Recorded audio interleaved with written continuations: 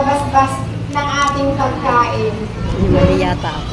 Pinili ko kung ako ang magbasbas, ako po ang humik sa pagkain dahil ito po ay parang pasasalamat ko na nagbuo po ako ng pamilya na talaga pong naramdaman ko ang pagmamahal ng Lord sa amin, na hindi po kami nakaranas ng iyong kakain na ay maghahanap pa ng aming bibili ng iluluto. Kaya po talaga ako po ang nagkusa na mag-prayers para sa food.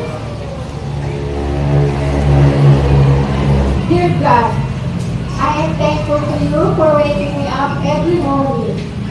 Thank you for my family and for everything they taught me. Thank you for the gift of life. You've given me the opportunity to live, despite of being almost dead when I was born. Thank you for walking with me through every joy and every hardship. Sometimes I worry too much about failure, about the unknown, about the future. But you remind me that I am never alone. Your timing is always perfect, even when I don't know what the future holds.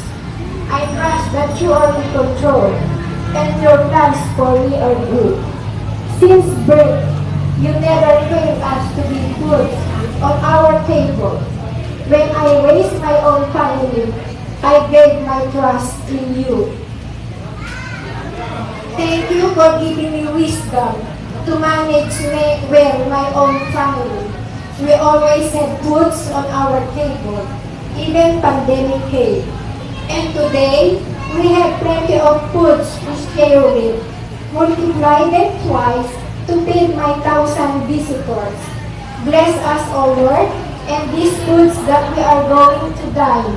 From your bounty, through Christ our Lord, and through the sweet name of our Mother Mary. Amen. Okay.